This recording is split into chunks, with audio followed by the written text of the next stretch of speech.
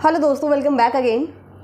बहुत सारे ऐसे स्टूडेंट होंगे जो अभी बीएससी कर रहे हैं या बीए कर रहे हैं और बहुत सारा सिलेबस अपना स्किप कर देते हैं सिर्फ इसलिए ताकि आप एग्ज़ाम में अच्छे मार्क्स ला सको।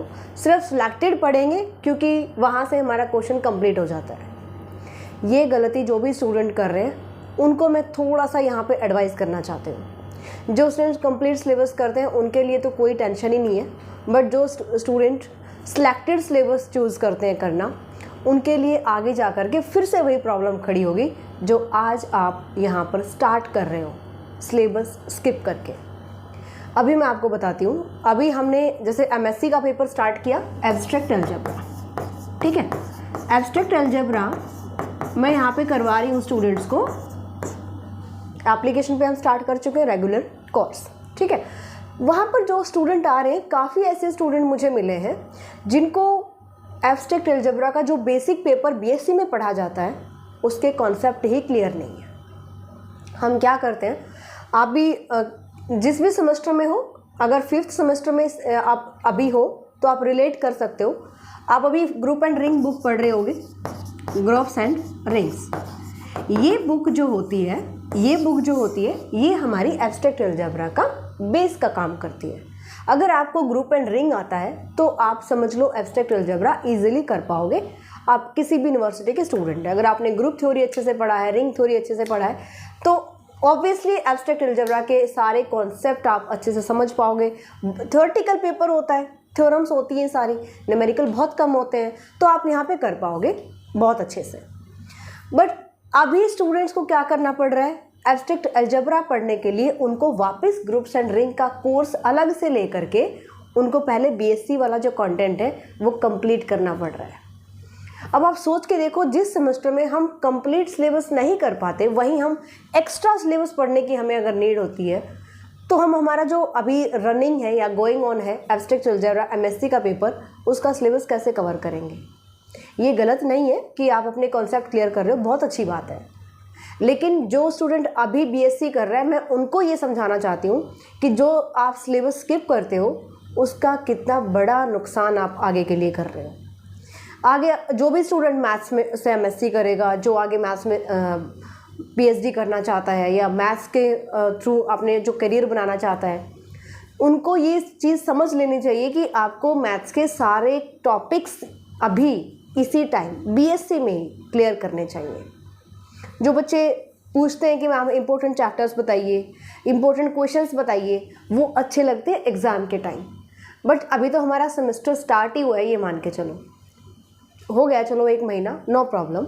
बट अभी भी जो बच्चा शुरू करेगा ना, चाहे वो आप रीअपेयर का एग्ज़ाम शुरू कर रहे हो यानी उसकी तैयारी शुरू कर रहे हो, या आप अपने जो अभी फ्रेशर या करंट जो आपका सेमेस्टर है उसकी तैयारी कर रहे हो, नो प्रॉब्लम।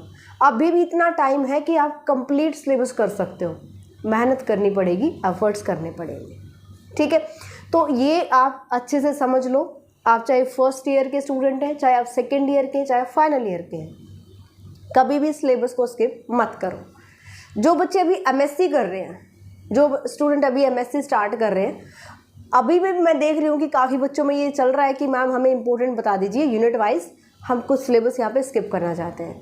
जैसे बच्चों को एमएससी के लिए बीएससी करना पड़ रहा है, वैसे ही आप आगे जब नेट की प्रिपरेशन करोगे या फिर आप आगे मैथ्स में कोई भी ऐसा एग्ज़ाम देना चाहते हो जिसमें एमएससी का सिलेबस इंक्लूड होता है, तो वापस आपको यहीं आना पड़ेगा, आपको फिर से ये टॉपिक्स करने पड़ेंगे। तो हम आगे जा कर के दोबारा पीछे जाए, इससे अच्छा तो यही है ना कि अभी आप अपना सिलेबस बहुत अच्छे से कवर करें।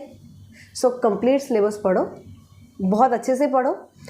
इतना कर सकते हो कि एग्ज़ाम के लिए जो इम्पोर्टेंट सिलेबस होता है उसको आप रिवीजन के टाइम ज़्यादा उस पर फोकस करो, उसको ज़्यादा वेटेज दे सकते हो।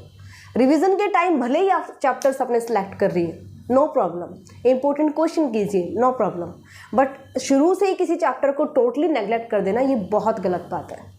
तो इस चीज़ को समझो, इसमें आपका ही नुकसान है। और काफ़ी कॉलेजेस में भी यही करवाया जाता है कि सिलेक्टेड सिलेबस करवा देते हैं, आगे बच्चे खुद ही खुश हो जाते हैं कि हमें तो कम सिलेबस करना पड़ रहा है, बट उनको ये नहीं पता यार ये आपकी ही जो वो नुकसान रहेगा, इसमें आपका ही। आई बात समझ में? तो इसमें आपका ही नुकसान है, इसमें टीचर्स का कोई नुकसान नहीं है। उनके लिए तो सिलेबस ऑलरेडी रिड्यूस हो रहा है, कम करवाना पड़ेगा।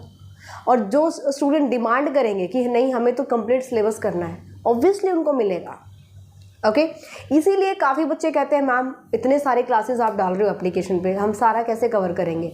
मैं टोटली सिलेबस करवाती हूँ, एक भी टॉपिक स्किप नहीं करती, बुक वाइज कंप्लीट। आप बीएससी के चेकआउट करेंगे तो आपको हर एक बुक का हर एक टॉपिक वहाँ पे मिलने वाला है।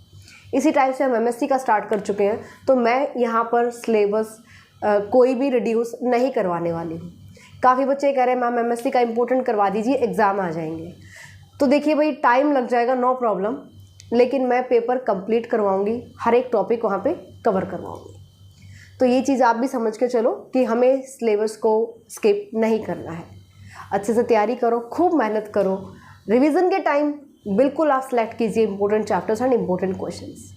सो अपने फ्रेंड्स में शेयर ज़रूर कीजिए। अगर आपने यहाँ तक वीडियो को देखा है तो लाइक ज़रूर करना। मिलते हैं नेक्स्ट क्लास में, बाय, टेक केयर।